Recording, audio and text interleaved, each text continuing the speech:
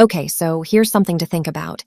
English is the most widely spoken second language in the world, but did you know that nearly 1.5 billion people are still actively learning it? That's almost 20% of the global population trying to master one language. That's incredible. And it makes you wonder, what is it about English that makes it such a universal choice? Is it the practicality, the cultural influence, or just the sheer necessity of it in today's world? I think it's a mix of all those things. English has become the default language for business, technology, and even entertainment. But here's the catch. It's not an easy language to learn.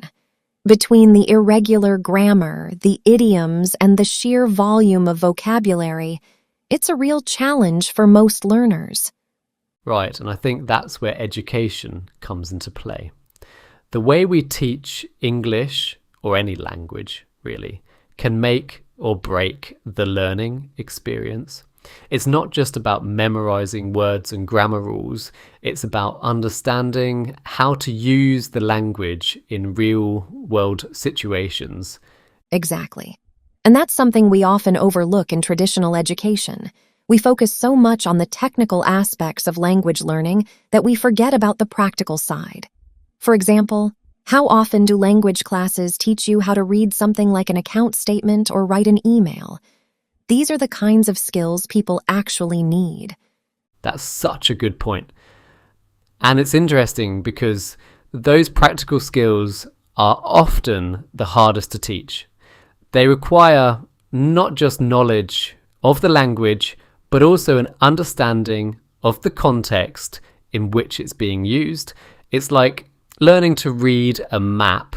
You need to know the symbols, but you also need to know how to navigate the terrain. Right. And I think that's where immersion becomes so important. The more you engage with the language in real-life contexts, the more intuitive it becomes. It's not just about learning the words, it's about understanding the systems and structures those words are a part of. Totally. And I think that's something we can learn from looking at something as seemingly mundane as an account statement. It's not just numbers on a page. It's a system. There's a flow to it, a logic. And once you understand that logic, everything starts to make sense.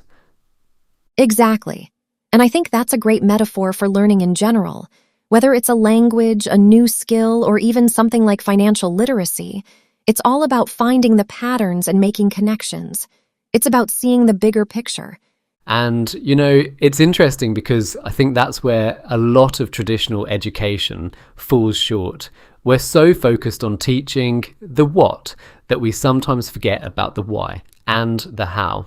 It's one thing to know the rules of grammar or the basics of finance, but it's another thing entirely to know how to use that knowledge in a meaningful way. Exactly. And I think that's where we need to rethink our approach to education. It's not just about imparting knowledge, it's about equipping people with the tools they need to navigate the complexities of life. Whether that's understanding an account statement or having a conversation in a second language, it's all about practical application. And it's not just about the learners either, it's also about the educators. We need to give teachers the resources and training they need to teach these practical skills effectively. It's one thing to know how to teach grammar or vocabulary, but it's another thing entirely to teach someone how to use those skills in a real-world context. That's such an important point. And I think it goes back to what we were saying earlier about context and culture. You can't teach a language, or anything really, in isolation. You have to consider the bigger picture and how everything connects. Right?